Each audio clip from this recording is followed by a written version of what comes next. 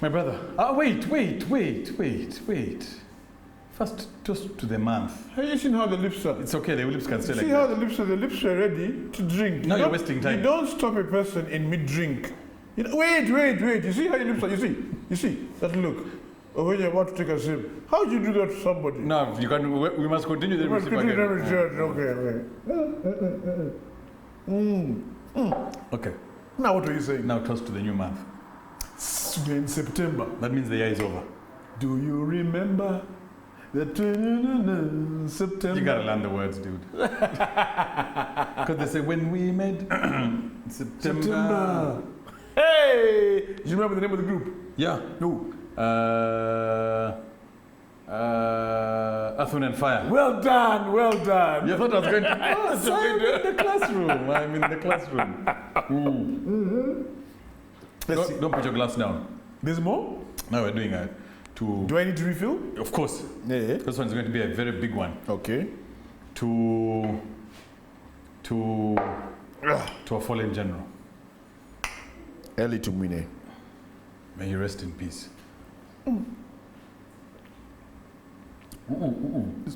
More. Hey, Marcus. When you're talking about the guy who fired the first bullet, you have to give him props. The very first bullet in the NRM war. Yeah. NRA war. So you have to drink properly, eh? You know, I met General Eli Tumwine on several occasions at functions, you know. And when you met him one-on-one, very. Yeah. Always happy. Yeah. Never has issues. He was always cheerful. If you give him audience, he will sing for you. Yeah. And he was only what, 68 years young? 68 years young. Yeah. One thing, can I be very honest with you, without sounding about how, I really wanted him one day to take off the sunglasses and I see. And you can see where the bullet. But you had very many opportunities in private functions. I could not ask him, but I just wished him for him to like. But do you know the story that it went in and out? Like it went in here and Robert came out this side without touching a bone, without touching a nerve, without. It's a remarkable story. Talk about the miracle. I mean, the chances of the odds of that happening. Because you shoot somebody here anywhere. Anywhere. It's we say goodbye. I'd always wanted him to go like this, remove as if to clean. Then you see. Then I see. No, but like I said, you had enough opportunities and one-on-one conversations.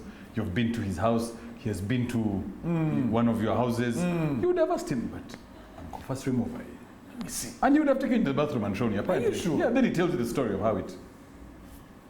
Man. Yeah. Lung cancer, was it? Lung cancer. Well, may he rest in peace. May rest in May peace. rest in peace. Yeah. So, away from bad news, I have good news. You know, sadly, we live in a country where we don't speak about the good things enough, either because they don't happen enough. I was going to say that. I know. I saw it coming. That's why I have to preempt you. Or because even when they do, we don't talk about them the way we should, or the way we talk about bad things. So, I'm listening. when the Entebbe Expressway was done, And it took forever to be built, by the way. But eventually it was one done. of the most negative stories that came out was how it was one of the most expensive roads built. It took forever. It was very expensive per kilometer. And many people were very hurt by this. Complaining that, Yes. Of course, if you look at it in a kilometer standpoint, it was expensive, but the people who built it explained to you that not every road that is built in these kilometers has to go through swamps, valleys, dams, the works. Fair enough. So, and that expenditure of building over waterlogged areas is not the same as building normal, We have a 30-year loan over a period of 30 years to pay back to Exim Bank. Now, the good news is, from the current projections of monies collected so far, of usage of the road, from road toll collections, we'll pay it sooner than 30 years. Wait. We're going to pay back the loan faster than we anticipated. Yes. Are they overcharging us or what? No. It's exactly what was supposed to be charged. I think they're just more road users than they thought would be. Because you know when you say a road like this, Yes. you anticipate, okay, here we're going to expect X Yes. number of people. Yes. Therefore, if X number of people paying X amount of money, Yes. we expect this loan to be paid in mathematics dictate. They had expected to use about, or to have about 14,000 motorists a day on that vehicle, on that expressway. We are 21K. 21,000. So that's 14, 15, 16, 17, 18, 19, 20, 21. That is 7,000 more vehicles per day that are using that. that are using the road. So currently we collect about 2.7 billion daily. No, monthly. I was going to say. Monthly. Monthly. I remember when it just opened, they said they were collecting about 240 million a day. But yeah, 2.7 billion monthly. In the last 6 months. Last 6 months. Hey. So, and this is, of course, you can imagine with the current fuel prices. But even before the current fuel prices, maybe the cars have even gone down. Maybe. Because that's a lot in 6 months. 6 months. 2.7 billion shillings. A month. So that is 32 billion, 32.4 a year if it continues on this trajectory. If fuel goes down, that number will go up. Damn. That means in 30 years, You're doing the maths. yeah, we'll have corrected almost $1 trillion, 972 billion. And we're supposed to pay back 870 something, 875, because that's what we borrowed. Billion shillings? Billion shillings. Hey. Yeah, about $350 million. Yeah, about. So yeah, which means this would have surpassed. Sweet. Which means we can do it 32.7 times 12 times 27. Yes, we can do it in 27 years. What is the interest rate? 2.7? 2%. 2%, 2.7%. From Exim Bank of China. But Banang. Ugandans, So that's some good news. it's good news, but you guys, that's a lot of money. I never knew Ugandans had that many cars. And yeah, like I said, this is notwithstanding fuel of 7K. Meanwhile, that 7K fuel thing, have you seen it? Has as if gone down. Has gone down. As if 6.6. As if now at we were 660. about reaching 7. Now it's now come down at 660. As if 6.6. 70. There. Then if it goes back to under 6, Do you remember where we started with the fuel crisis? What figure we were at? How much fuel was? 570. You are lying. 5720. No. Fuel was not at 5,000 per litre when the fuel crisis started. How much? It was 3 something. Fuel was actually at 3,000 something per litre. So we've That was doubled. doubled, eh? We've doubled. And yet now cars are still moving. 2.7 billion monthly on the expressway. Hey, you will allow. Please note that there's traffic jam in Kampala like nothing is happening. All kids are back in school. Kids are back in school for the 3rd term, so you know, more cars are on the road. But the traffic jam, you cannot believe that there's a fuel problem. And you know, because of these traffic jams, that is why they're doing. Have you seen? Fuel is expensive. Cars are on the road. We're putting cars on the Entebbe Expressway, getting that money back. But these guys still want to reach deeper in our pockets. The electronic payment scheme. Have you seen the police with an operation? Hey, yes. Yes. I saw a tweet the other day. Hey, I saw a tweet. Where was it? And they were showing how it works. do that with your tongue again. Sure. Hey, you use your tongue very well, Marcus. That's what she said. Don't you? Wait, I find you this thing. Even you are ninning, you are shouting. Last try. As you're looking for that, you have the electronic payment scheme, express tickets. Guys who have been defaulting on tickets, if you're stopped in that operation and they see, because they have now an app, it's called the UPF Mobi app or something like that. Uganda Police Force something up. Uganda Police Force Mobi app. So this app, you can actually download it, put your license plate in there and see if you owe any money. You see if you defaulted somewhere. Yes, from 20,000 to 200,000. And they'll tell you the reason why. They'll tell you the reason why. You see, it's even here. Let's say this is. Let me show it to this. Yeah. You see for yourself first. So it's here. You will see that ticket number. It is that one. Yes. Location. Cheated date. Eh. Issued on that date. the Amount. X amount. Then it comes down here. The name. The name of the person driving the car at the time. Yeah. User of motor vehicle reflection. And it will tell you why. No seat belt. No seat belt. No seat belt. Driving with a broken light. Broken light. Driving through a red light. whatever it is. Yeah. Do you know how much? Using motor vehicle without reflectors on or warning signs. Mr. Musoke Samuel. In Jengera, driver in vehicle not wearing safety belt. Name etc. like that. Do you know how much money they're trying to recover? 8 billion shillings. That one they can get in a month. 8 billion shillings. With the way Ugandans are horrible drivers. Hey. We don't keep lanes. We don't wear seat belts. We never indicate. We overtake on a straight line. Our vehicles are DMCs. We'll collect that money in 1 month, guy. 1 month. You're seriously? No. But don't you think that this is what we need as a country? Especially for Kampala drivers? Because let me tell you, 40% of our traffic problems, okay, 30% is caused by potholes. The other 30% is caused by irresponsible drivers, government or otherwise. That's why we're called pothole. Yeah, but even if you straighten the roads, actually I think if you fixed Kampala roads, the traffic will be worse. I will say this though, potholes withstanding. General, notwithstanding. Is it notwithstanding? Yes, sir. Yes. Work with me. Potholes notwithstanding. Yeah. Our drivers are not that good. A lot of them, you see them on the roads and they are breaking so many rules.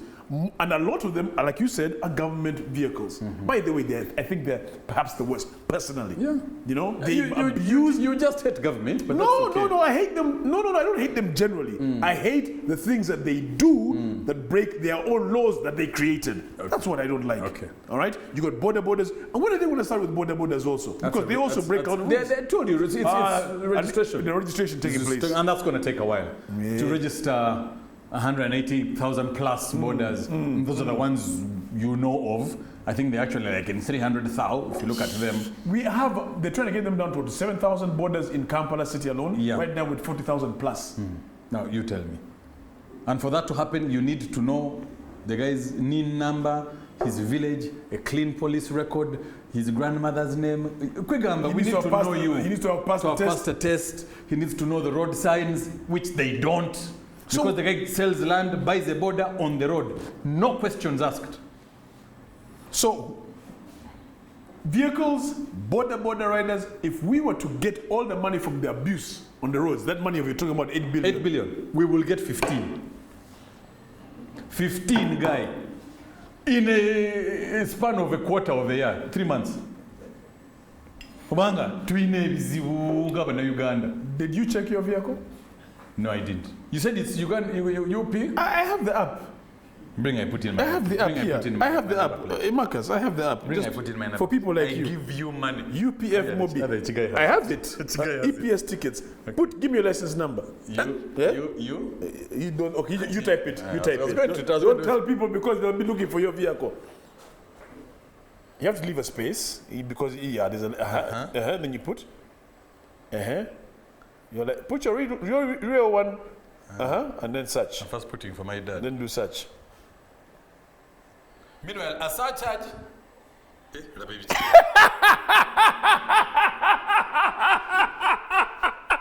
they stop you, Marcus.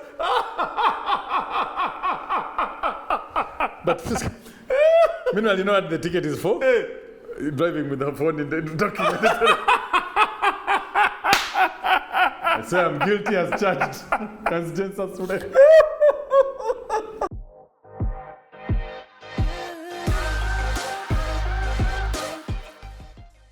Marcus, you owe money. You owe money to the government. How much do you owe? I don't want to say it. How much do you owe? 150. But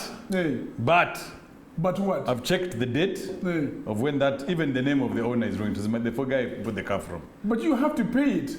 You know when they stop you at those things, at those checkpoints for electronic payments, it doesn't matter. But they can check. Yeah, but they can check and see when I bought the car. Okay, you go and they stop you and they tell you. And I try that Kambozi.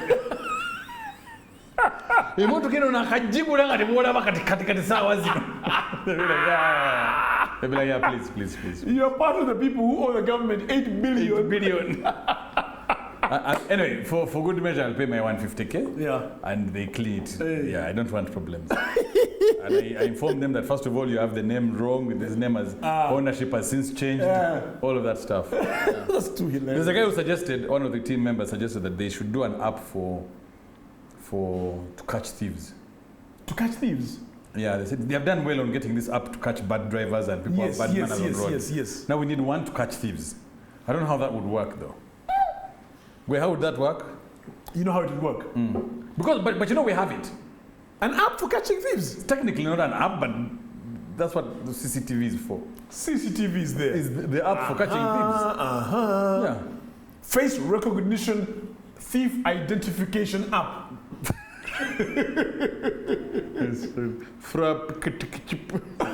The acronym is complicated.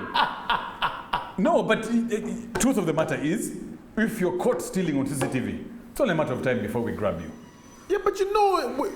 Even those border guys, remember them? Those border guys hacking on the middle of the road. But nowadays... They were grabbed. Yeah, but nowadays people are with the face masks.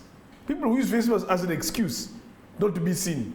I will grab you. Still grab you. Shape of head, what? The nose. Kabam like this. We'll grab you.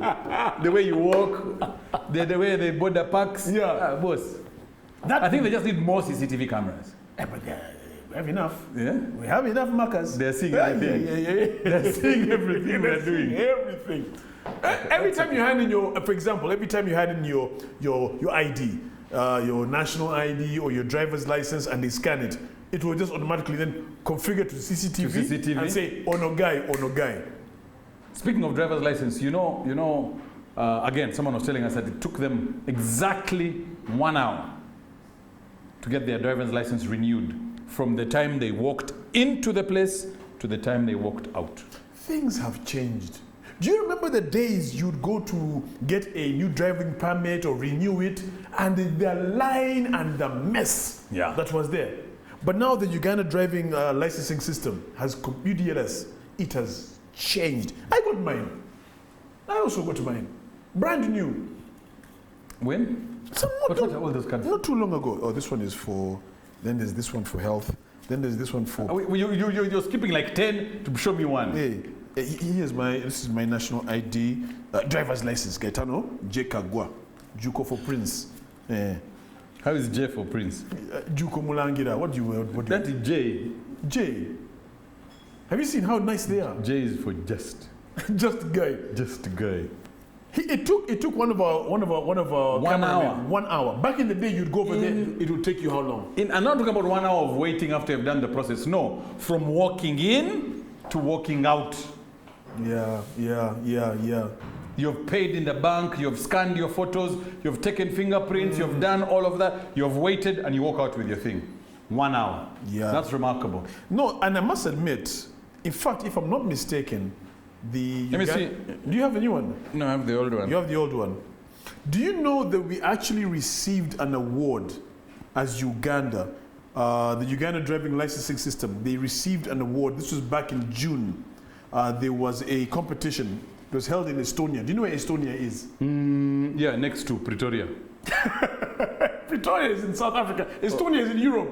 Oh, sorry. They have a neighbor there. This stupid idiot. So but this one looks This harder. is the old one. It looks better. You people, without showing the ages, I'm just you look at the difference. Marcus's old one, Gaetano's brand new, nice one. Even smells better than yours. Show the back. How is the back? Is the same as if the back is somewhat the same. You see that? Hey, but Marcus, you look young in this picture. Yes, boss. Charlie Bokes.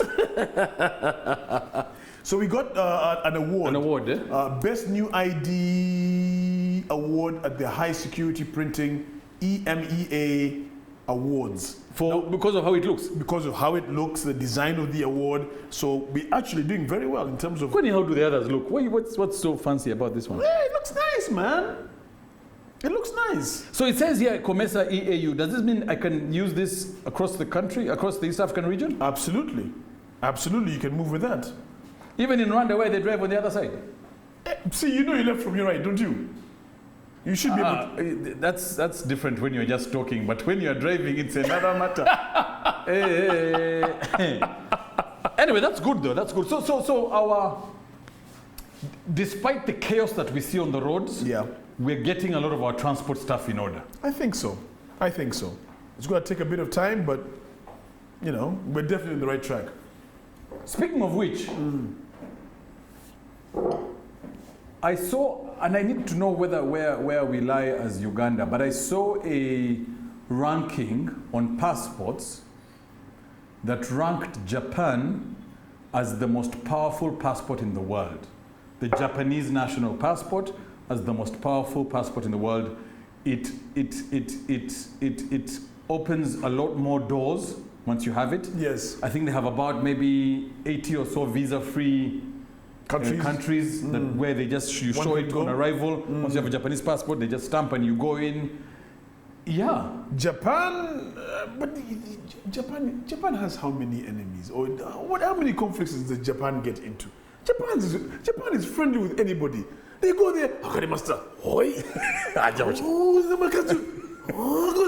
Bullshit. Those guys are friendly with everybody. Yeah. So it makes sense. So yeah, why would you have beef with them? Right? Why would you have beef with Japan? Why would you have beef? In fact, let me Google over here. Why would you have beef with Japan? Who is the second? I was asking my question. I don't know who second is, but I was asking my question. Why? What is it about the Japanese? Like, why Japan? Like, I thought it would be a country like Switzerland or one of those Nordic countries. One of the Nordic countries. Yes. Like Sweden. Like Sweden or Norway. Or Finland. Finland. Let me Google But over here. Japan, why Japan?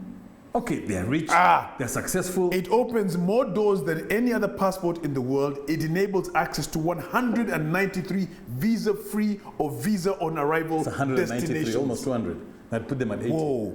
This is according to the latest Henley Passport Index rankings. Not bad. Let me see. Again, they haven't told me why. But I've told you. I've told you. Okay, 193 visa-free nations. Why do they give Japan and not Switzerland and not Finland and not why Japan? Is my question. I've told you. Why? Because they're saying, no, that's not a reason, guy. Because they're respectful. No, I don't think that's it. Because Japan, apart from the reasons I've given you, Japan is where they're located as well. Okay, I have no idea. I'm saying bullshit coming a mile away. What's coming? I said, look at this guy trying to bullshit his way there. Okay, let's see. Anyway, we are happy for them. Woo! Guess which country has the weakest passport in the world? Wait, I'm going to tell you. Somalia. Surprisingly, it's not Somalia. Wait, then it has to be, and it has to be in Africa. Sudan. Surprisingly, it's not in Africa. So forget Sudan. Are you serious? It's not in Africa. This country places the country at the bottom of the list in 112th place. It allows the holder to enter only 27 countries and territories without applying for a visa in advance. Of these countries, many still require a visa on arrival. So, okay, guess who it is. You have not guessed who it is. So, no, first wait, I'm going to guess just now. I was just trying to think. But so the criteria, according to the Hendrix visa guys, the reason they do that is basically they rank based on how many countries can this passport give you access to visa-free. Visa-free. That's the criteria. That's the criteria. First of all, I think that's a rubbish criteria. That's beside the point. But it's not my index, so they can use their criteria. Yes, index you. So if that's the case, which country is it? The weakest passport in the world. I'm taking a wild guess here. Yes. Afghanistan. I'm right. You're absolutely right. You're joking. It's fucking Afghanistan. You know why I said Afghanistan? Yes, because there was a ranking on happiest countries in the world, and it was the least happy. It was the unhappiest country in the world. Unhappiest so country? that's why I said if it's the unhappiest, maybe it's also because really it's injured and nobody wants to go there. You can't leave. Most things. I wonder where Uganda is. Hey, hold on. Uganda. If we're in top 100, I'll consider that a success story. do you think? Why are you laughing? Do you think we're in 100?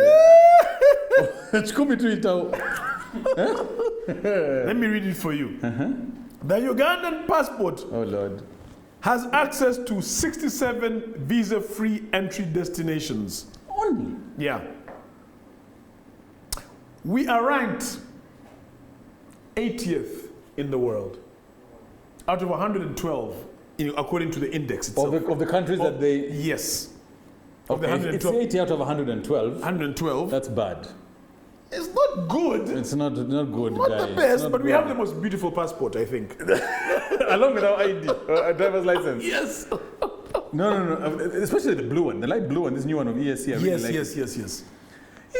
Only 80. Yes, according to the Henley Passport Index, we're 80th in the world. We're And ranked it's 80th. because of the number of countries with visa-free. Yeah. I guess. 67. 67. Yeah. Well, okay. No, I think let's not... Of course, for us, we allow anybody to enter and and then get buy visa. land, get a wife, children. Yeah, land for free upon arrival. Yeah, foolish. What we need to start saying going forward, you and I, Yes. and we're going to be the ambassador of this. Yes. Our passport is ranked 80th. 80th. Komao. Don't say out of what. That's the, Let's say no, 80th. 80th. 80th. You know, when I was in India, I used to go, and my dad would ask me, so how's the term? High school. Yes. No, not high school, college. Yes. But come back and say, man, I'm kicking ass. Eh? The way you see me here, Dad. Yeah. No, I was third. Yeah. Third in the class. Really? Yeah. Everybody got shit on me. Yeah. First year, second year, third year. You're always third. Third. And then I moved to second. You're right there. 2, 3, Second, 2, 3. third. Second, third. At graduation, when he found out that we were 4 in the class. An idiot, Marcus. Why should I tell him that we were 4? Second, third. So second, third. Yeah. It's about context. So in Uganda, our passport is 80th. Komao. Don't Out of all the countries in the world, The person will think there's so many countries in the world, and we're 80th. we're doing very well. Leave it there. Let us start details. Why did you give so many information? Let's drink to our passport. Yeah, our passport. Our ID. And our IDs. Yeah, we're doing Our okay. driver's license. Okay.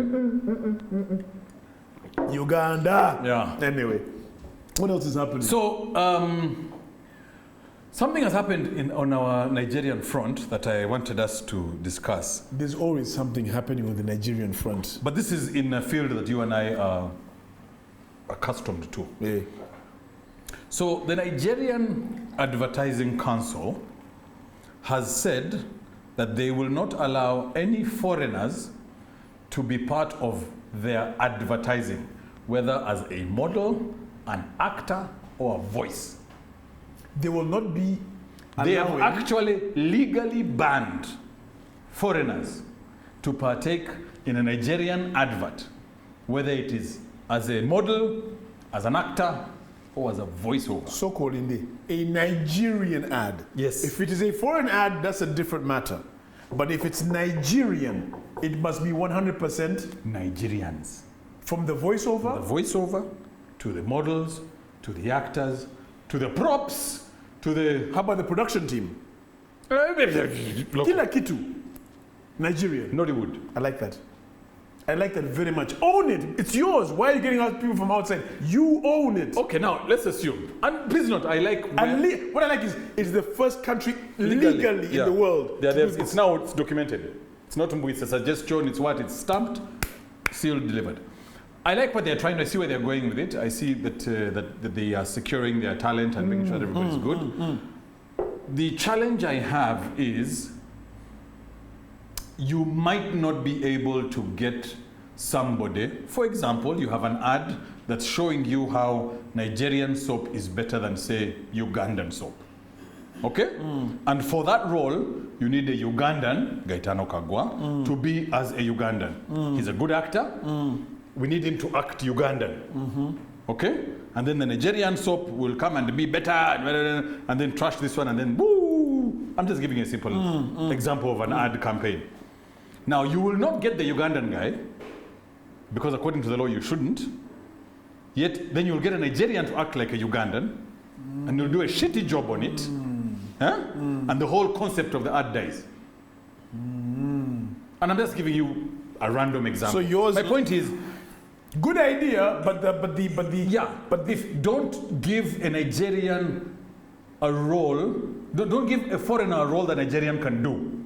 Right. You understand? Right. If it's a job that we're sure a Nigerian can't do, like for example, you can't get a Nigerian to have a British accent. They're there.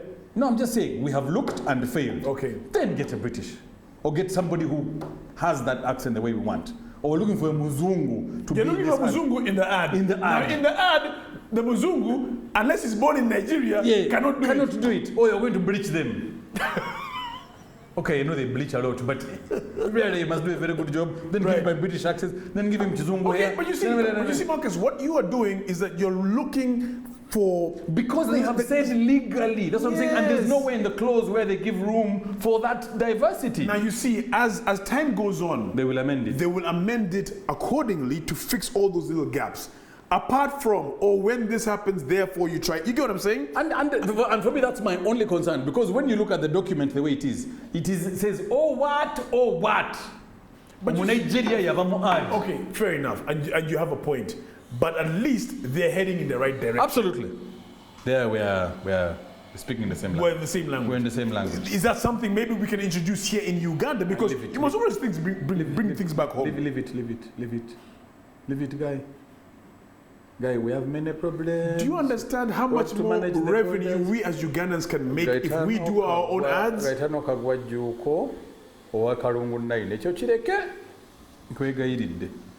In all the challenges and problems that Uganda faces, I guarantee you the arts sector is not in your top 40 problems to solve. First of all, Mzee is now concentrating on sciences. So arts, forget about it. Please. We're sorting, Find your way. You will figure yourselves out. He's focusing on giving doctors more money, paying people who study sciences. But who is going to remember about an actor in an advert? Fix your stuff, yourselves. You see? Now you want this one to be priority. Museveni is priority. Oh, sorry. I'm so sorry. You tell me how. Sawa. I apologize for my behavior. So I don't think that will happen soon, but the people who are in charge of the arts sector, there's a whole ministry. It's something you can table. Put it to parliament, the president will assent. Okay. But don't expect it to come from him or whatever. There's bigger problems to resolve. You took us to Nigeria, and very quickly, I want to take us to Brazil. Have you heard of the world's loneliest man? Have you ever heard that phrase, the world's loneliest man? Let me see if I can find it here. What the hell does that mean even? The world's loneliest man. Have you ever heard that phrase? No. So, let me break it down to you, Marcus. There is a man, the world's loneliest man. It is a man in Brazil who has been living by himself in isolation for the last 26 years. 26 years. Now, let me get this here very carefully here.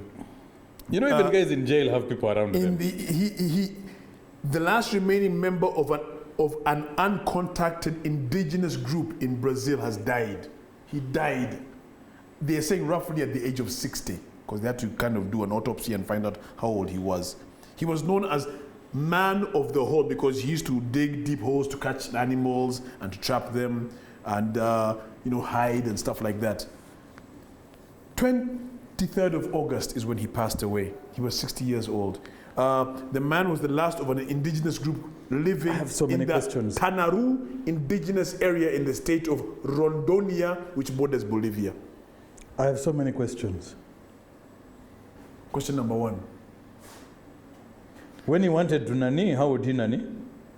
Boss, you have two hands and you have a hole that you dig every once in a while. Organize yourself. So did he used to walk like this? Okay, depending on, was he left-handed or right-handed?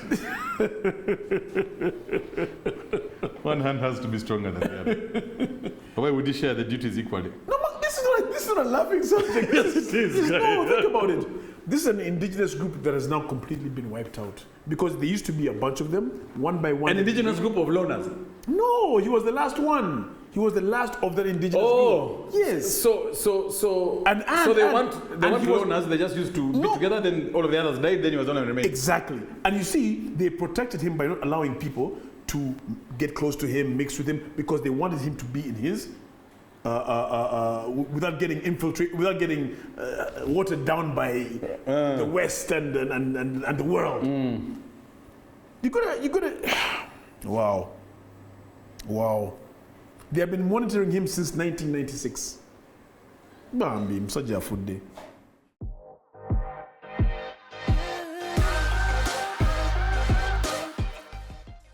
Man, I pity that lonely guy, yeah? Imagine living alone. I am so lonely. Do you think Akon knew about those guys before he sang that song?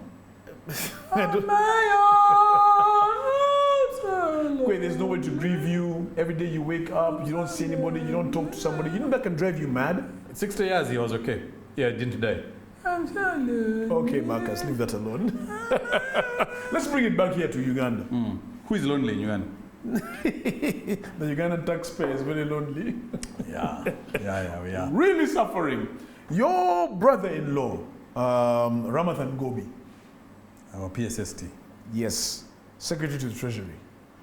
What has Gobi done? And by the Gobi is my friend, so talk slowly. No, I've actually interviewed him once. I actually had a conversation with him once. But that was before he joined government. Hey, when he was just an economist lecturing. When he was just an economist. He says that the president of the Republic of Uganda has never ever declared that Uganda is a middle income country. That Uganda has been has had a substantial growth in GDP and GDP per capita, but he has never said that we're a middle income country. And yet I seem to remember the president pushing that agenda, saying that we are a middle income. I remember tweets going around that the president had said that. I don't remember actually hearing him say it. I didn't hear him say it. But I remember tweets going around saying the president has called us a middle income country. And very many other people were saying, no, that's not what he meant. But then I didn't get into the details of it. Okay, fair enough. But you do remember that conversation? Like I said, I remember I never heard the president say it. Remember we've been pushing this whole agenda, middle income by 2031. Yes. He has been saying this over. Yeah, that has been the plan. Yes. But him saying that we have achieved it, I didn't hear him say it. I play the audio for you. Please. I play the audio for you. Please, I tell you, is there a problem? No, you listen to this audio. This is not too long ago. The entrance point for the lower middle income status is US dollars 1,036. We have now passed that figure. There's more. Congratulations. Listen. However, to be declared a middle income country, you need to sustain this for 2 to 3 consecutive years. Okay. So there's two things there. What did Gobi say? That Museveni said that Uganda has never, he said Museveni never said that Uganda has attained middle income status. Okay. So there's two things. There's a difference between lower middle income and middle income. The conversation has always been that Museveni said we attained middle income. Yes. According to that clip, which you can play again to listen to yourself, he said the conversation of what they refer to as lower middle income was 1,000, that figure he mentioned. Uganda is above that, but we're talking about lower middle income. The word middle is there. Yes. The word middle is there. Yeah. Lower, including middle. Yes. So he has said middle income has been attained. Yes. Is it me who is this man? You don't understand English or what? There's a difference between lower middle income and middle income. Middle income is in the phrase lower middle. It is there. Am I lying or not? Lower to middle, meaning we have included the lower people of the income and we've included the middle income of the middle. So, have I lied? Am I the only one who's stupid in here? Oh no, sorry, is Marcus the only one who's stupid? That came out wrong. What are you saying? It's going to be a long night. So, work with me, sir. To be middle income, you include the lower middle income. Huh? To be lower middle income, you haven't attained middle income. Are we together? Marcus, stop being. Stop. You know when you say when you're talking about there's a difference between a short person and a midget. Marcus. A midget is a short person. A short person is not a midget. Are we together so far? I want to bring this home as possible. That's very different, Marcus. No. I'm telling you that there's middle income is here, lower middle is here, advanced country is here. Now, we want to attain here by 2030. The mathematics indicate that to be here, you need to have attained X amount of money. But this is lower middle, okay? Then there's lower. Then there's Somalia lower. But I'm coming. I need to put things into perspective. Okay. There's lower income. You guys of the now, you are complete. Yeah, like you're in real Africa. Yeah. Then there's lower middle. Then there's middle. Then there's upper. So why does he just say, hold on a second. There's economy. Hold on a second. Then there's high-end economy, then there's business, then there's first class. So why not say Uganda has achieved lower income status? So we are on our way to achieving middle income status. Did he say? Hold on, Marcus. Sokolinde. Don't say lower middle, because when you say lower, you're saying lower is done and middle is also done. Then you would have said we have achieved lower. You would have broken them into two, which you didn't. But he put them together where both lower and middle is done. Because that's a thing. Marcus K, please. I went to school. I doubt it, by the way. Actually, no, I don't doubt you went to school. I just doubt whether you learned anything. There's no way you can tell me you don't understand the fact that lower middle income and middle income are different. So you're saying that the president did not say we've achieved middle income? Of course not. Play it again. I'm not going to play it again. Play it again. Evidently you didn't hear. I heard the first time. You listened, you didn't hear. Actually, it's the other way around. You heard, you didn't listen. You definitely heard, you didn't listen. Listen carefully to what the president said. He says, and he was reading, so he wasn't talking off his head. He was reading. To have achieved, for them to call you a middle income status, you need to have done this for the 3 consecutive years. We have achieved it now, clap for yourselves, at lower middle income. For you to achieve middle, you need to constantly do this. Then we can call you a middle income country. So why use the word middle? Oh God. So why use the word middle? Just say we've achieved lower income status as a country. Because lower, we finished already. Yes, so then stay there. We're at lower. No. We've achieved lower middle. What lower middle? Namnagani? But we have, sir. Lower. Say lower only. No. Middle is where? Middle. Are you saying the middle of the lower? Until we remove the word lower. Stupid. Right now, lower is there. Marcus, no. Unless you are just saying that we have received or achieved the middle of the lower, which is the middle lower. Yes, that's what he's saying. So the lower middle part? Yes. Not the middle part? No, of course not. Then you remove the word lower, which you can't do because we're still in lower middle. So we're in the middle of the lower? Yes. Okay. No, in the lower of the middle. Because we're going like this. So Ramadan Gobi is talking? He's factual. Or is just factual? Factual. He's speaking facts. He says, okay, listen to what the man said. So? And the problem with us, he said, no, you're a liar, you people. Museveni is a liar. He said, play the clip. You know what many people and say? I'm glad you played the clip, because play the clip. It's there, he's not lying. You know what many people were saying? Ramadan Gobi kati ayinge demo chintu alia sente. Now, before he used to be, now he's there. Just saying it's okay. Now, you see, this is a problem with Ugandans. Nobody listens to the facts. You get your own thing, you make your own assumption, and run to social media and start your own wars. Listen, you people. Don't just hear. Okay. I've listened. We're in middle, but lower. Yes. Tetunatuka. Kale sebo. We have to maintain this and I've got you. Please don't beat a dead horse. Okay, Stupid. fine. Nonsense. Speaking of beating, did you see that prophet who was beating people? First of all, I am ashamed that I called him a prophet, because sadly that's what his people call him. So I'm going to say the word. But that pastor, that church man, Our church, who was, so I saw the video. Do you have it? I think I do. I actually think somebody sent it to me. Prophet Chintu. You even know his name. Chintu Dennis Oba Dennis Chintu. Let me see if I can find it. Hoima-based self-proclaimed He was prophet. Hoima. In Hoima, Kati Chintu akola che they Hoima. have oil. Chintu akola che mu Hoima. Anonya money. Oil money. Hoima-based self-proclaimed prophet who beat up ushers. For? for misplacing his miracle stick. Then which makes lame people walk. Hey, that one. Over the other one.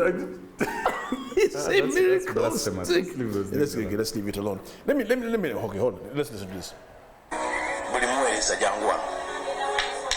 Bili muweereza. Come. These are his ushers. The guy is really holding a stick.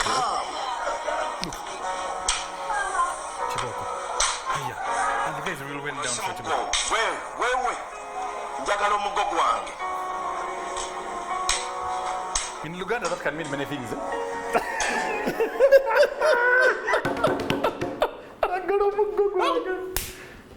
And he was proper beating them. Men, women. But he has been arrested. Did you know that? They actually Oh, arrested him. yeah. They went for him. They actually arrested him. But it turns out that this is not the first time that apparently he does that all the time. Mm-hmm. Yeah, that when the ushers don't greet people or uphold his church standards. The church standards. Garamira. Mugogwa. But I'm going to. So me, I think, and I'll probably be short for this, but that's okay. It's our channel. I'm allowed to say whatever. They've arrested the wrong people. Sorry, the wrong person. What do you mean they've arrested the wrong person? I have said this many a times Say it one more time. to you and to anybody who cares to listen. Now I'm listening. Pastors, prophets, except maybe bishops, those ones who are, Yes. proper. Yes. See. But these other guys are on a hustle like you and I. Banonya saint. They are all trying to make ends meet. The method in which they do it is dependent and allowed by the congregation. So you as a congregant, you as an individual who attends this church, by the way, this church was called the Empowerment City Church. Empowerment City Church. You as a congregant are at fault. So you explain to me how, as a grown man and woman who is offering my services because I am here for the word of God, I am here for my moment with God, the same God you and I serve, will lie down for that guy to beat me because he can't place his Miracle stick. what the actual now his job is to tell you garamira because he can. But even me, I can tell you now, guy garamira, then you will tell me, my guy, you want us to fight what? You know what I mean? But Marcus, couldn't you say in the same exact way that is how government works? I'll get to government later. Me, I'm talking about pastors. Because you're saying how can you as a grown man? But you see, okay, government, you can't avoid taxes. You can't do anything without them. You can't. There's certain things you can do. This is a choice you're making. Okay. With government things, you have no choice. Okay. There are 1,000,001 churches, I'm sure, in Hoima. There are more churches than schools in every district in this country. In every district in this country, in a square mile. So you have options on where to go and get your faith from. You can buy a Bible and sit in your residence and close the door. Faith is an individual It's an individual choice.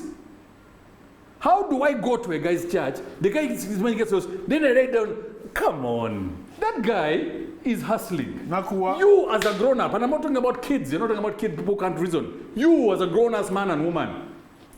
Well, religion is Don't you remember when we had that conversation and they were talking about and saying people they're giving us 1 million? That's your choice.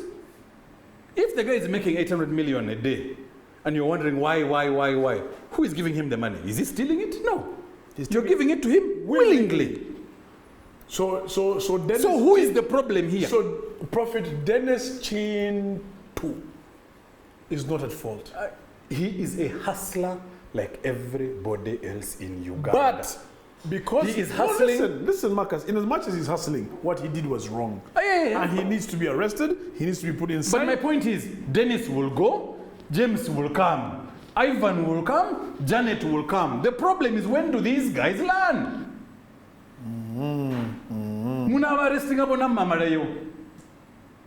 Yeah, that's it. We need to tell our people, guys, Enough. Use your heads. That word that you're saying that is teaching you, that is prophesying over what, it's there, it's in the Bible, it's free of charge. If I remember from our last conversation, when we had this kind of conversation about faith, faith is about feeding off the hopelessness of people. I get that. And if you can get that hope from the same Bible that he is reading from in your own way by getting it by yourself. Yeah, but Marcus, you also have to remember as individuals, everybody has strengths and weaknesses. Siganye. But you should be able, as an adult, to discern rubbish from sense. Okay. You understand? I've understood. You know, okay, fine, this guy now really he's you know, he's taking the piss. Yeah. Wanusija kumalawo wano. He made people lie down. Boss. And they did. And they proper lie down. Miracle stick. It's a miracle. Yeah. It's a miracle. Listen, we have got to go. We want to thank you so much for being on the last round right here with myself and Marcus at Shisanyama Village. We appreciate Shisanyama Village. Yeah. And we shall be doing this every single week for you to enjoy. Why don't you go ahead and subscribe? So subscribe on the YouTube channel. It is The Last Round. It's there. You'll see it and you'll find all the other episodes. And in case you're not sure, follow Gaetano or myself on our socials, Instagram, Facebook, and Twitter at Gaetano Kagwa, at Marcus Kuchiriza, and at The Last Round UG. And you'll find that across the board, Instagram, Facebook, and Twitter. Until next week. Always drink responsibly, all right? It's very important. And for those of you who do attend church for miracles, If you want to lie down, bakuwa mugo. miracle stick. Chicho. Mugo go pasta. Mugogwa pasta.